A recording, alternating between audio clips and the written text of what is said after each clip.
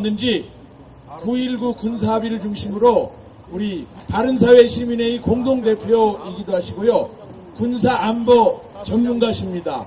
또 한 분의 오늘 밤 저 밑에서는 태풍이 올라오고 있지만 우리는 끄떡없이 이 광화문 광장에서 정책 토론을 이어가 보도록 하겠습니다.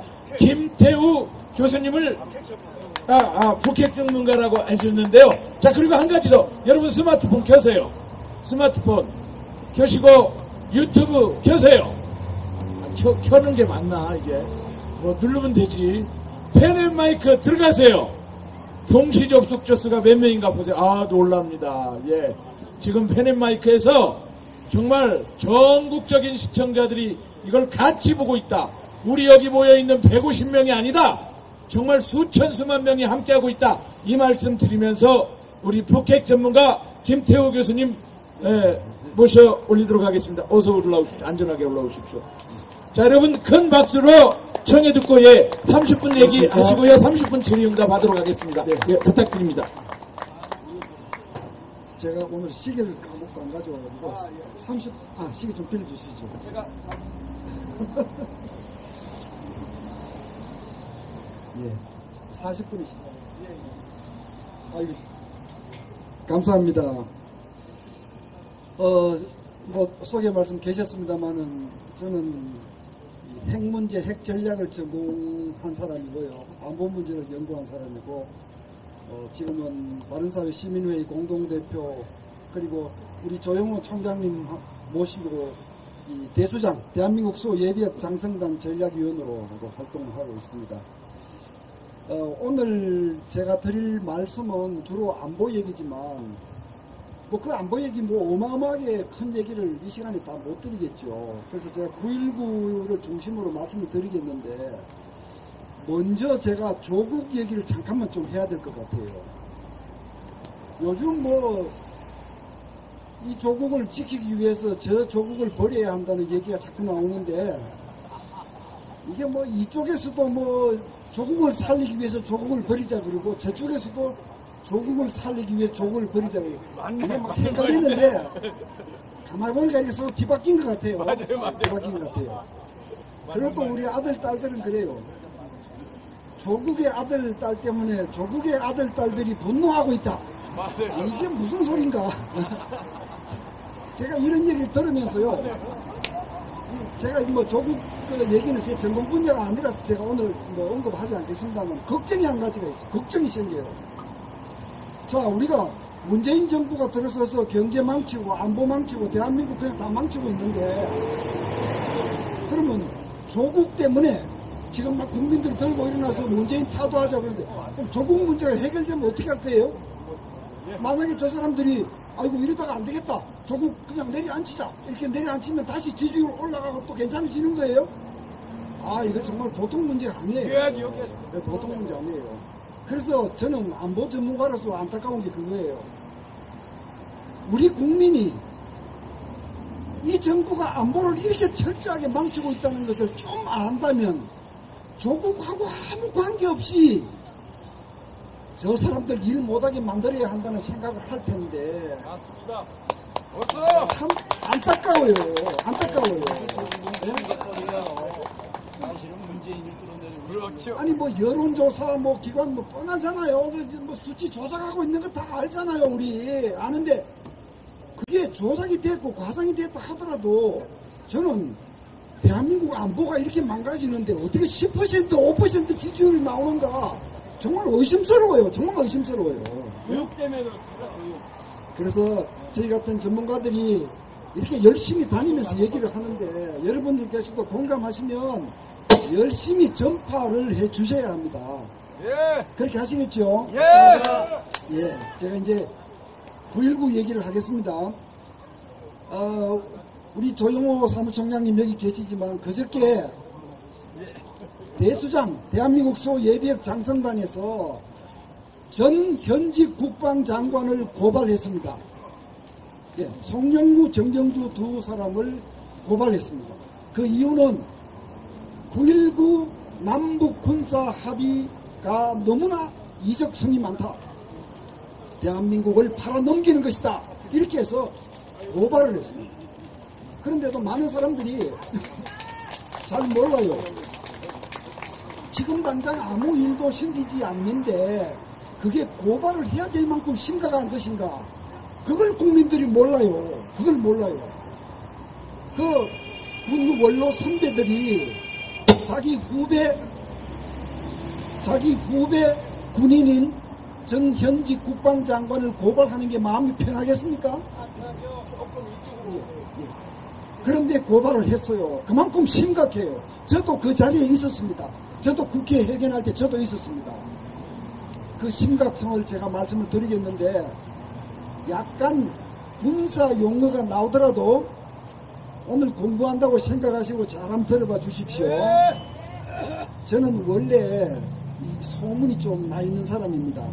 굉장히 어려운 안보 얘기를 굉장히 쉽게 잘하는 걸로 소문이 나 있어요. 네? 그리고 뭐 일설에 의하면 뭐 인물도 좋고 노래도 잘한다는 소문이 있는데 그건 오늘 뭐 저 증명할 길이 없고 9.19 군사 분야 합의는요 군비 통제 원칙을 철저히 위배했고 남침 대로를 열어주었다. 이게 핵심입니다. 맞아요. 군비 통제 원칙을 철저히 위반했다. 남침 대로를 열어주었다. 이 두 가지를 명심하십시오. 군비 통제 원칙이 무슨 원칙을 어겼느냐? 자, 이제 좀 어려워집니다. 군비 통제, arms control. 군비 통제라고 하는 것은요, 적대하고 있는 두 나라가 우리 까딱 잘못해서 부딪혀서 피 흘리는 걸 막기 위해서 이 군사 관계를 안정적으로 이끌어가자. 이렇게 해서 서로 합의하고 타협하고 조치를 취하는 것들을 군비 통제라고 합니다. 쉽죠? 예. 그러면 군비 통제하고 군축하고는 어떻게 다를까요? 군축은 군사력을 줄이는 걸 말하죠. 군축은 군비 통제의 한 방법입니다. 예, 크게는 군비 통제고 그 안에 군축도 방법으로 들어있는 겁니다. 그럼 어떻게 군비 통제 제가 예를 한번 들어볼게요. 1991년에 소련 연방이 폭삭 망하고 해체되고 뭐 난리가 났죠. 소련이 막 항공모함 팔아먹고 막 사단장들이 탱크를 고물로 고철로 팔아먹고 엉망진창이던 시절인데요. 그때 노르웨이에서 과학 위성을 하나 발사를 했습니다. 그러니까 이 평화적인 과학 위성을 발사한 거예요. 그런데 미국이 비상이 걸렸습니다. 왜? 미국이 비상이 걸렸어요. 소련이 비상이 걸렸습니다. 왜 비상이 걸렸느냐? 소련의 그 방공 시스템에서 그 레이더를 들여다보던 장교가 보니까 이게 지금 핵미사일이 소련을 향해서 날아오고 있는 걸로 나오거든요. 그러면 어떻게 해야 됩니까? 미리 정해진 원칙에 의해서 반격을 준비하고 핵미사일이 날아오면 소련도 핵미사일을 쏴야 되는 거거든요. 큰일 나는 거죠. 그런데 그 장교가 어떻게 생각했느냐? 우리 레이더 방공망, 우리 기계들은 다 날아갔어. 이거 정확하지 않아. 이거 믿을 수 없어. 이렇게 해서 보고하지 않았습니다. 그래서 핵전쟁이 일어나지 않았습니다. 그 소련 장교는 나중에 훈장을 받았습니다. 훈장을. 예? 그런데 미국 의회에서 이걸 알고 말이지요. 어떤 논의가 일어났느냐 하면 우리 미국 국방 예산으로 소련의 방공 시스템을 개선해 주자. 이게 군비 통제입니다. 어쨌든 두 나라가 원하지 않는 무력 충돌을 하지 않도록 안정적으로 관리해 나가는 것이 군비 통제인 겁니다. 예. 자, 그런 의미에서 보면 9.19 군사 합의는 깡그리 군비 통제 원칙을 무시했어요. 남북한이 전쟁을 하지 않고 안정적으로 가기 위해서는요, 오히려 방어 무기를 철수하지 말고 가지고 있으라고 해야 돼요. 북한이 대한민국한테 당신들이 가지고 있는 방어 무기는 더 강화해라고 얘기를 해야 옳습니다. 그래야 대한민국이 안심하고 북한이 뭘 이상한 짓을 해도 우리는 방어 무기가 있으니까 북한을 보복할 필요가 없고 군사 충돌을 지금 결정할 필요가 없다. 이게 군비 통제인 겁니다. 그런데 남북 군사 합의는요, 대한민국의 방어력을 철저하게 약화시킨 전형적인 역적질 합의다라고 말씀드릴 수가 있습니다.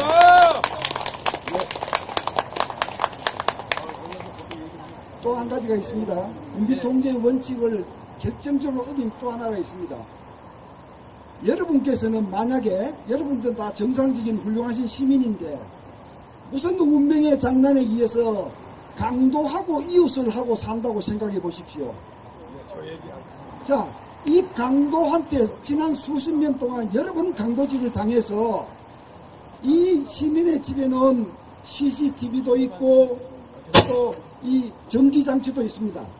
그러니까 대문에 전기장치도 하고 CCTV도 달아놨습니다.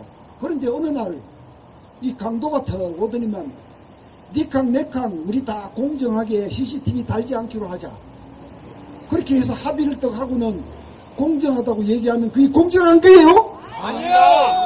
순 도둑놈 순 엉터리 이게 무슨 날강도 짓이지 이게 뭡니까? 예?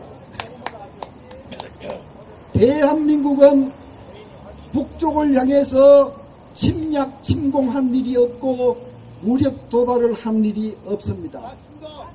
지금까지 한반도 긴장 관계를 야기한 것은 북한의 전쟁 도발과 북한의 무력 도발이었지 대한민국은 단 한 번도 도발을 한 적이 없습니다. 네? 그런데 어떻게 양쪽 집에 CCTV를 달지 않기로 합의해놓고 이거를 공정하게 합의를 했다고 국민한테 얘기하는 정부는 이게 누구를 위한 정부입니까? 네? 김정은! 그래서 저희 전문가들은 정말 억장이 무너지는 겁니다. 우리 여성분들 군비 통제 얘기 들으니까 어렵지 않죠? 우리 두 분 계시는데 어렵지 않죠? 여성들 박수 좀 예. 쳐주세요. 자, 이제 보십시오. 남친 대로를 열어주었다. 이게 무슨 뜻이냐? 바다와 땅과 공중에 어떤 일이 벌어졌는지 한번 보겠습니다. 땅이에요. 남북한이 10개씩 전방에 있는 감시초소를 같이 부시자. 평화의 상징으로 부시자. 이렇게 해서 11개씩을 부셨습니다.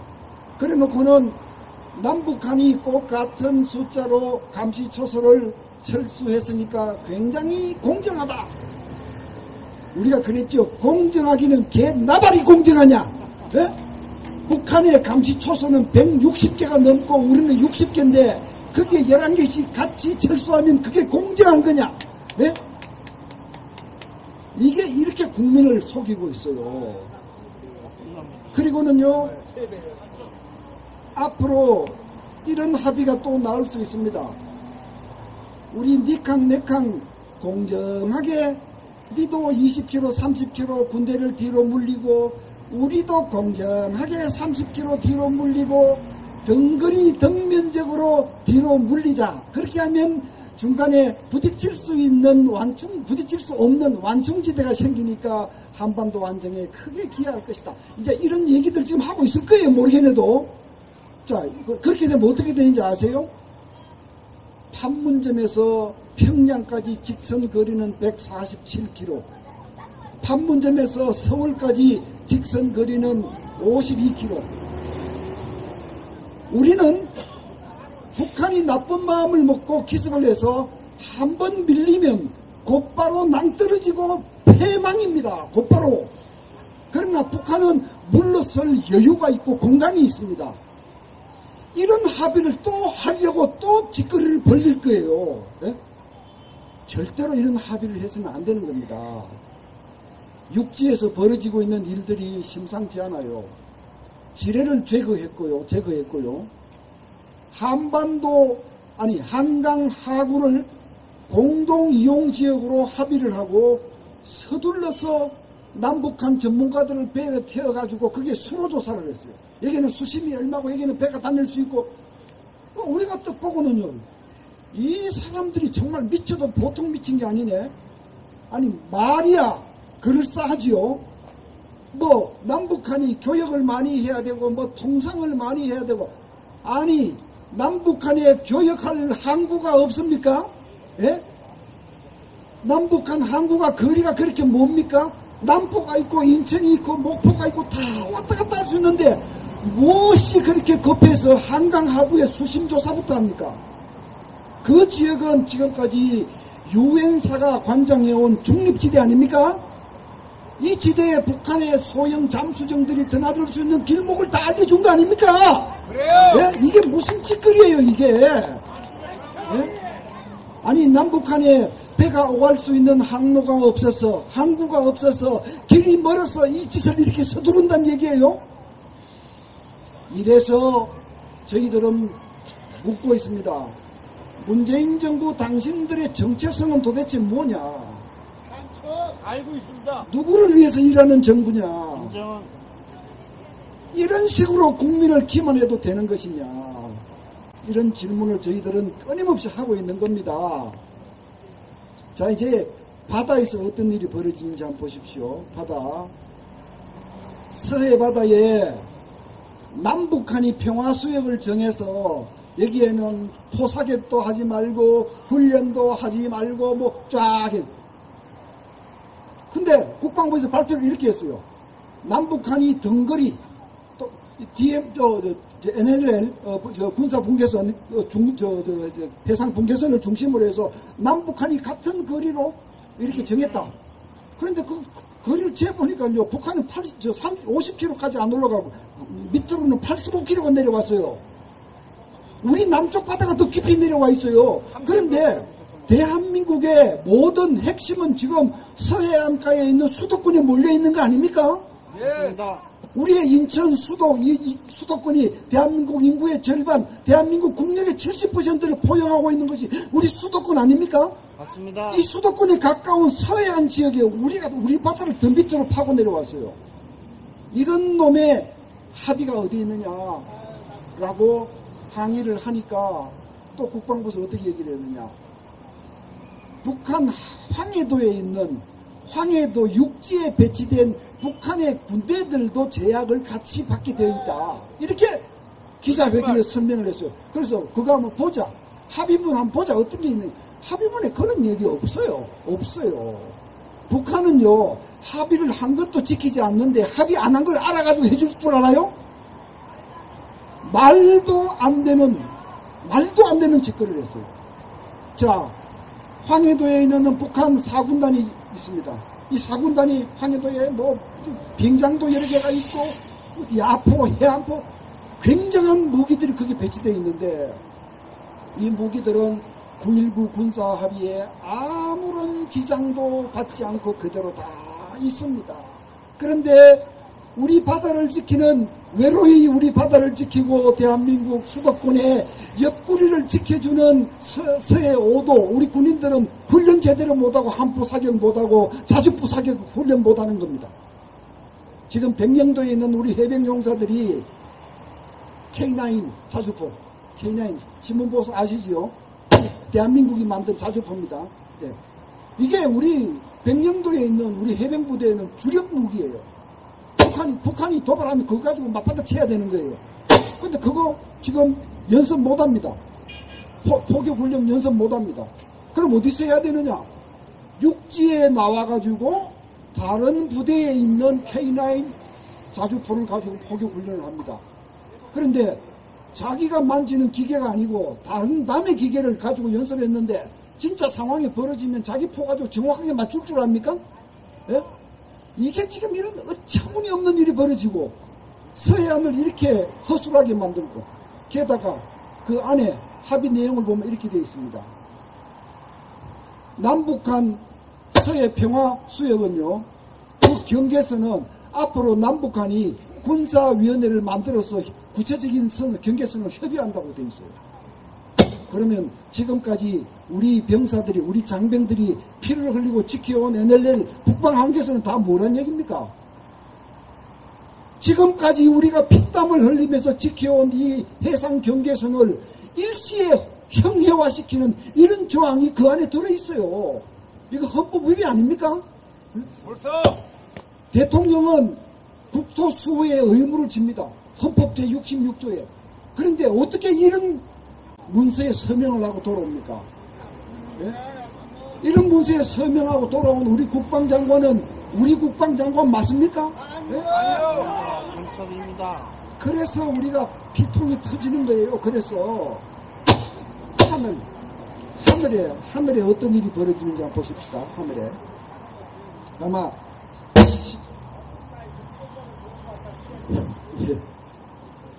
예. 이렇게 훌륭한 강의를 하는데 마이크가 연 받쳐주지를 않네요.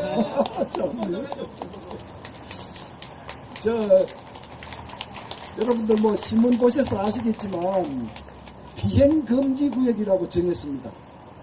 No fly zone. 예, 비행금지구역. 이 강원도 쪽에는 북한 40km, 남쪽 40km에서 폭 80km. 그 다음에 이 경기도 쪽에는 북한 20, 남한 20 이렇게 해서 40km. 여기에는 비행기가 날지 않기로 이렇게 정했습니다. 거기다가 무인기 비행금지구역도 정했어요. 무인기라는 게 뭔지 아시죠? 사람 타지 않고 이렇게 앉아서 이렇게 짱짱짱 이렇게 하면 쫙 날려. 그 무인기가 카메라 싣고 다니면서 막 정찰도 하고 뭐 하는 겁니다. 이 무인기가 동쪽에는 15km, 서쪽에는 10km 이렇게 비행금지구역을 설정을 했어요. 그래놓고 뭐라고 그랬느냐 하면요, 남북한이 덩거리 덩면적으로 비행금지구역을 설정한 것이므로 대단히 공정하다, 이렇게 우리 국민들한테 얘기를 했습니다. 그래서 우리가 그랬지요. 공정하기는 개 나발이 공정하냐. 에? 아까 말씀드렸죠. 북한은 대한민국을 공격하는 공자의 입장이 있고, 대한민국은 북한의 공격을 경계하고 막아내는 방자의 입장에서 살고 있는 겁니다. 그렇다면 우리는 북한군의 동향을 감시 정찰해야 돼요. 끊임없이 해야 돼요. 북한은 대한민국 한국군의 동향을 감시 정찰할 필요가 없습니다. 시민의 집에는 CCTV를 달아야 되지만 강도의 집에는 CCTV가 필요 없습니다. 맞죠? 네. 맞아요. 예, 너무나 맞는 말씀을 이렇게 계속하고 있는 겁니다. 제가 지금. 예. 자, 그런데 이걸 비행금지구역을 또 정해버렸어요. 그러니까 지금까지 우리 공군은 거기다가 금강기 백두기를 띄웠습니다. 금강기 백두기. 금강기 백두기가 뭐냐? 백두기라고 하는 것은요, 우리 정찰기가 공중에 떠서 북한 쪽 사진을 찍는 겁니다. 북한 전방지대의 북한군 동향을 살피는 겁니다. 금강기는 뭐냐? 죄송합니다. 거꾸로 얘기했습니다. 거기 금강기입니다. 백두기는 뭐냐? 북한 쪽에서 통신하는 걸 이렇게 감청을 하고 그걸 다 듣는 겁니다. 거기다가 미군은 또 유투기를 띄웁니다. 유투기라고 들어보셨죠? 예. 예. 이게 뭐 유투기는 엄청 높이 뜹니다. 10km, 20km 이렇게 정말로 새카맣게 높이 떠서 북한을 촬영을 하는데, 고도가 높으니까 평양 근처까지 사진을 찍습니다. 자, 이걸 전부 다 갖다 놓고 한국군 미군이 이걸 다 정보를 갖다 놓고 오늘도 북한군의 동향은 이상이 없구나, 이상이 있구나, 이거를 판단하고 국민을 지켜온 겁니다. 네. 예? 근데 이거를 그 폭 안에는 그 비행기가 못 들어가요. 이 감시 정찰이 제대로 되겠어요? 안 되죠. 예? 북한은 필요로 하지 않고, 북한은 그런 감시 정찰기를 운용하지도 않습니다. 필요 없습니다. 우리만 운용하는 이 감시 정찰 자산을 이렇게 제약해놓고 이거를 잘했다고 야단을 치니, 예? 이건 미치고 환장 노릇 아닙니까? 무인기는요, 우리 육군 군단과 사단에서 운용합니다. 군단도 무인기를 운용하고 사단도 무인기를 운용하는데, 이건요 아주 가까운 거리를 보죠. 전방지역 가까운 거리를 봅니다. 이 무인기들이 있기 때문에 북한이 야포를 어디에다가 배치했다, 어디로 옮겼다, 방사포기지가 문이 열렸다 닫혔다, 이거 다 보고 있는 겁니다. 예? 근데 그 5km, 10km까지 못 들어가기 뒤로 나오는 거예요. 뒤로 나오면 그만큼 잘 못 보는 것이고, 봐도 더 높이 떠야 되고, 더 높이 뜨면 똑똑하게 안 보이는 겁니다. 예? 오늘 신문에 났죠. 합참이 실토했죠. 지금까지 우리 무인기들이 900개가 넘는 표적들을 식별하고 있습니다. 그런데 9.19 군사합의 이후에는 600여 개밖에 식별을 못하고 있다. 보셨죠? 이게 지금 문제가 없는 겁니까? 많아요. 우리가 감시정찰을 하는 거는요, 북한을 쳐들어가기 위해서 하는 게 아닙니다. 북한군이 이상한 동태를 보이면, 만약에 북한의 야포가 서울을 향해서 불을 품으면 빨리 그것을 식별해서 반격해서 부셔야 되는 것이고, 그런 태세를 확실히 갖추고 있을수록 북한은 우리한테 공격을 하지 못하고 그렇게 해서 평화가 유지되는 겁니다.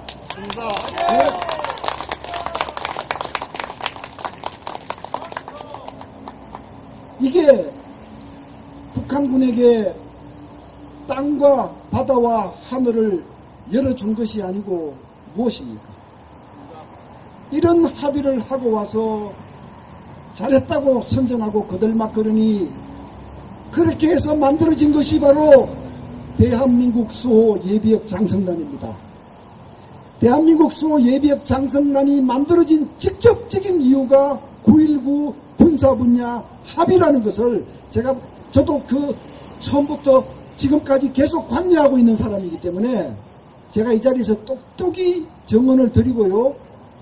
대수장과 저희 같은 안보 전문가들은 9.19 군사분야 합의가 폐기될 때까지 투쟁할 것이라는 말씀을 확실히 드립니다. 네. 자, 이제 25분 정도 말씀을 드린 것 같은데 한 5분만 더 드리고요. 예. 제가 이 다음에 지금 드리고 싶은 말씀은요, 약간 정치적인 것이긴 하지만 정말 중요한 겁니다. 여러분, 문재인 대통령이 지난 6월 6일 추모사에서 이런 얘기를 했습니다. 김원봉은 국군의 뿌리다 얘기를 했죠. 내 소리. 근데 김원봉은 항일운동을 중국에서 했지만 북쪽으로 넘어가서 조선인민군 창설의 주역이 되었고 6.25 남첨의 주역이었고 검열상과 노동상을 지난 북한의 강요였고 6.25 전범입니다. 6.25 전범을 국군의 뿌리라고 얘기를 해놓고 이렇게 얘기했습니다. 진보가 이렇게 얘기를 하니 보수도 같이 입장을 취해주면 좋겠다 얘기를 했습니다.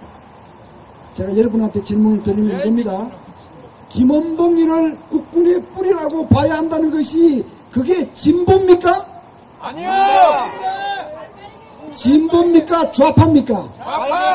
좌파입니다. 좌파입니다. 예. 빨갱이다 같은 얘기죠. 저는 그래도 이 참 품격을 지키느라고 제가 좌파라고 얘기하겠습니다. 예. 지금 대한민국 국민은요, 좌파와 진보를 구분하는 감별사가 되어야 합니다. 좌파와 진보를 구분하지 못하면 희망이 없습니다. 좌파와 진보를 구분하지 못하면 총선에서 이기지도 못하고 이 정부가 계속 안보를 파괴하는 것을 막지도 못합니다.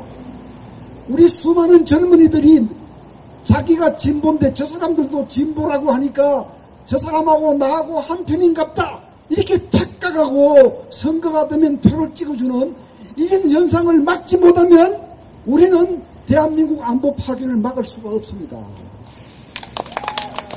제가 얼마 전에 젊은이들을 모아놓고 안보 강의를 하는데 물어봤습니다.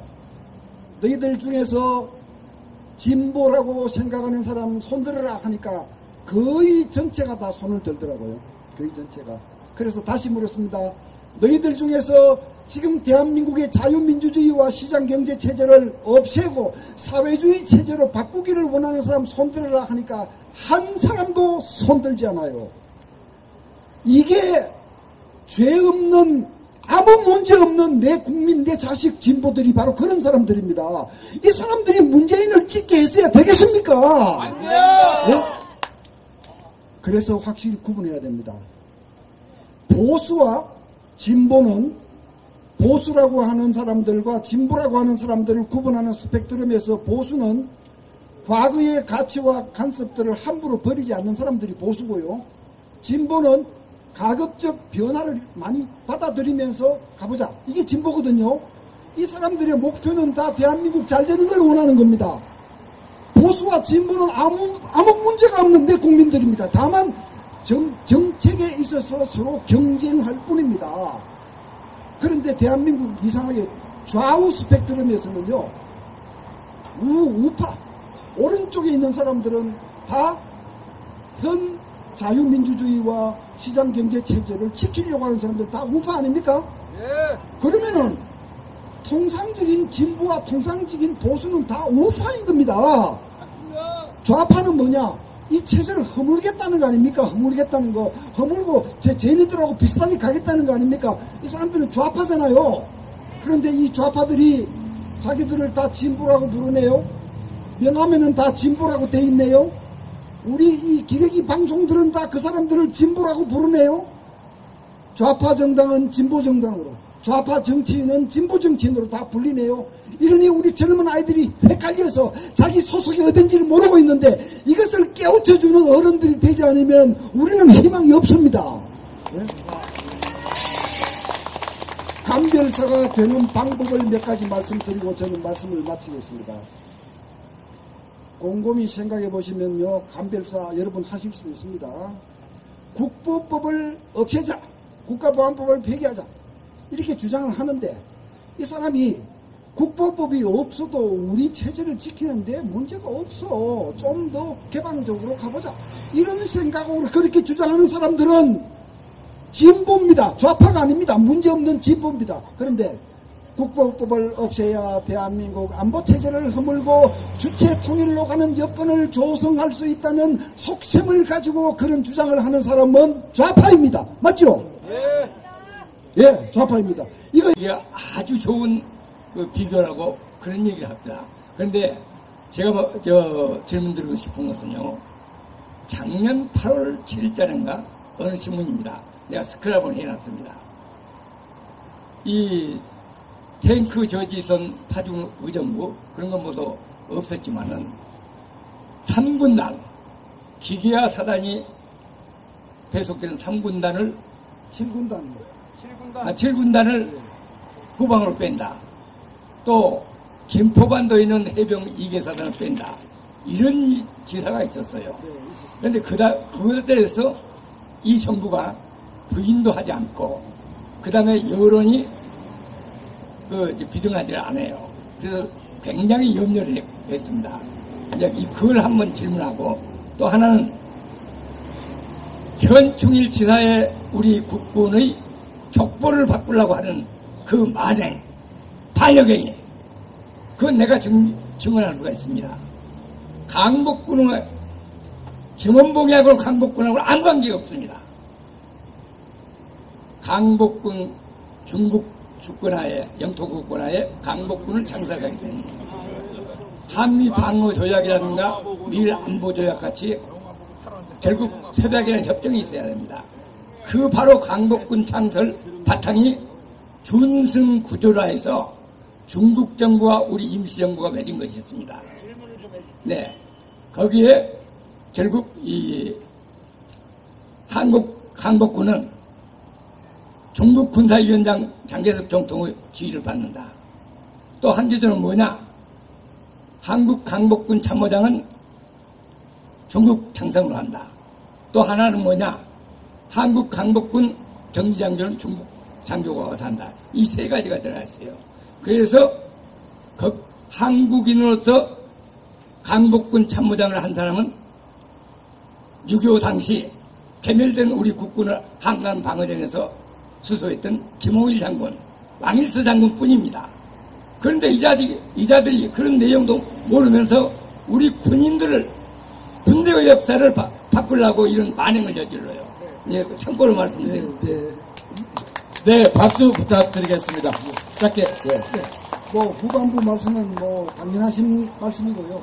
오늘 제가 9.19 군사합의만 말씀을 드렸지만 우리 안보는 우리 군대가 무너지고 있고 동맹이 무너지고 있고 안보 외교가 무너지고 있고 사실 큰 틀에서 다 붕괴하고 있는 현상이기 때문에 다음에 또 기회가 닿으면 제가 차례차례 말씀을 좀 드리면 좋겠다 그렇게 생각을 하고 공감한다는 말씀으로 답변을 드리고 첫 번째 부분 말씀 있지 않습니까? 김포에 있는 해병 2사단 또 7군단 이런 문제는 사실 띄워놓고 눈치를 보고 있고 아직 실행을 하지 않은 사실들입니다. 그런데 만약 그런 것들을 실행한다고 한다면 아마 대수장 예비역 장성 850명 회원분들은 전부 군복 입고 광화문에 나오셔야 되고 여러분들도 다 광화문에 나오셔야 돼요. 네, 나오셔야 돼요. 그 7군단 같은 부대는 말이죠. 행정적으로는 지금 우리 지작사의 지휘를 받고 있지만 사실은 한반도에 전쟁이 일어나면 현 전작권 체제에서 한국군과 미군이 한덩어리가 돼서 단일 지휘 체제를 해서 바로 그 기계와 군단을 바로 부릴 수 있도록 예비해 놓은 부대입니다. 그걸 지금 해체하거나 뒤로 물린다는 거 이게 얼마나 위험한 발상입니까? 이건 앞으로 이런 일을 실제 하겠다고 한다면 결사 반대해야 된다. 그렇게 제가 답변을 드리겠습니다. 네, 고맙습니다. 여러분 좀 시간이 깊어가기 때문에 박수는 살살 쳐주시고 민원이 지금 들어오고 있습니다. 그러니까 여러와 같은 박수는 좀 살살 쳐주시고 이 밤에 원점에서 재검토하자. 원표공원에서. 그리고 정책을 말하자. 이제는 진실을 말하자. 이런 시간들이니까요. 여러분 함께해 주십시오. 자, 질문 있으셔서 나오셨죠? 짧게 질문 부탁드립니다. 감사합니다. 여러분들의 고견이 아주 감사드리고요. 저는 그 고향이 현충사. 제가 어렸을 때 박정희 대통령과 박근혜 전 대통령이죠. 그분을 어렸을 때 이렇게 만났던 사람입니다. 그런데 이제 가장 중요한 것은 지금 현 시점에서 제가 바라는 질문은 뭐냐면 박근혜 대통령께서 중국이 중화인민공화국과 옛날엔 중화민국이 있었죠.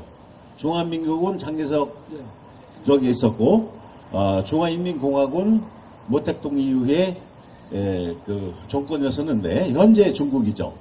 근데 우리 현재 그 박근혜 대통령이 중화인민공화국의 전성전에 참가하셨잖아요. 네. 예.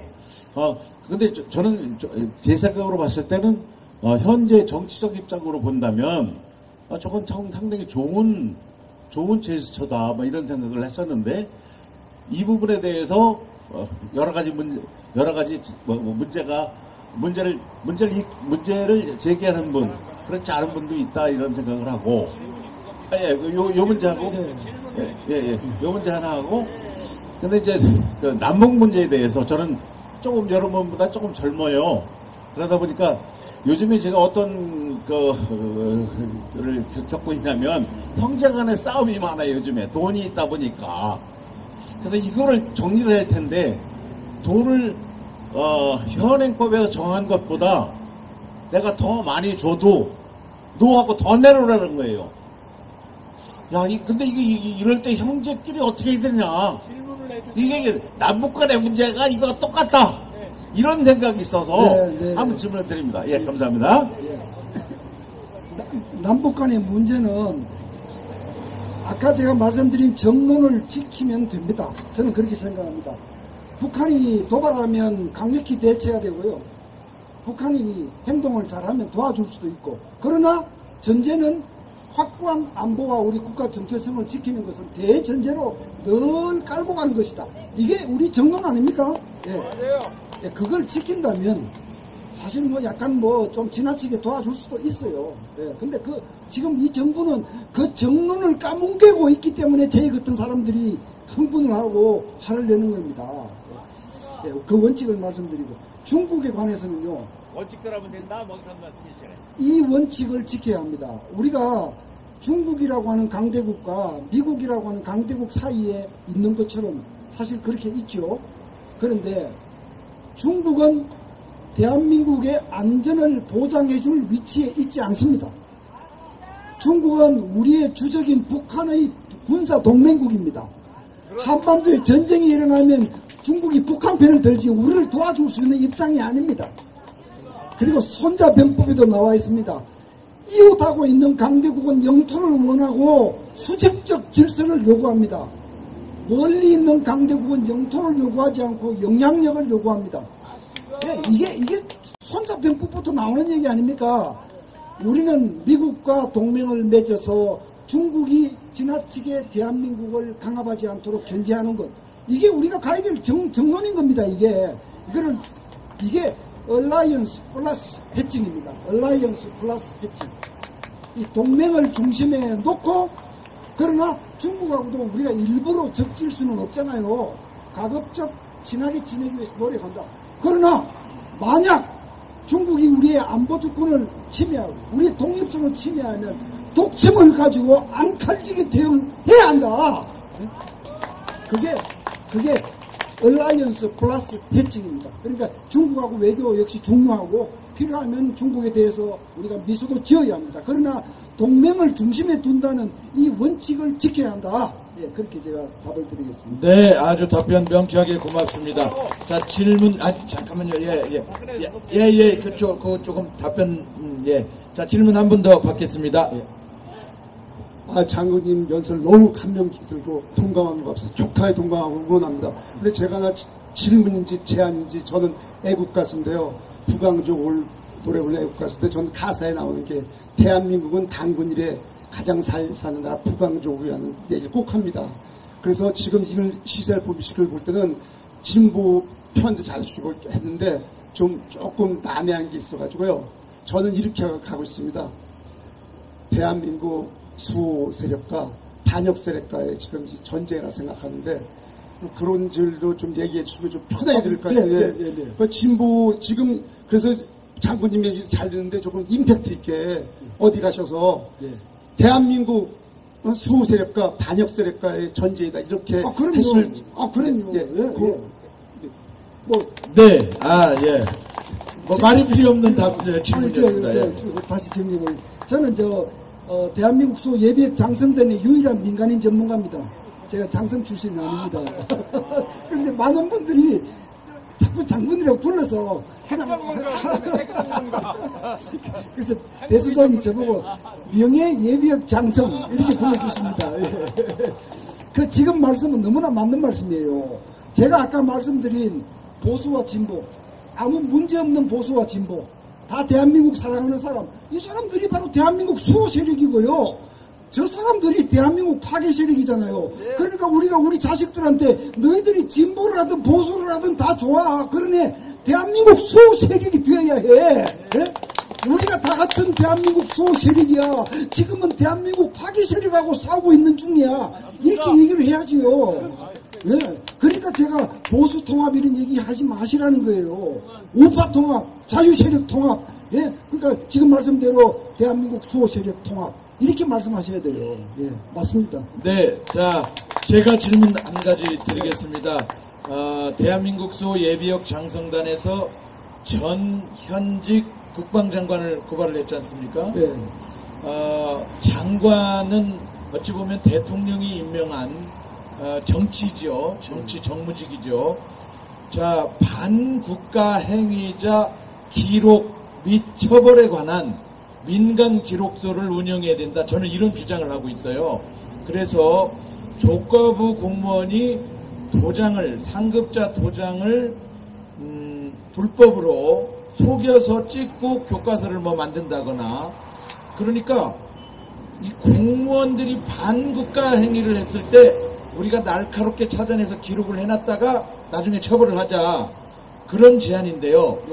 군인의 경우는 이 헌법에 충성해야 될 조국의, 이 조국 말고 그 조국, 헷갈리네요. 어떤 조국인지는 모르겠지. 이거 죄송합니다. 국가에 충성해야 될 군인이 반국가 행위를 한다. 그러니까 문재인의 명령을 듣고 뭘 했다.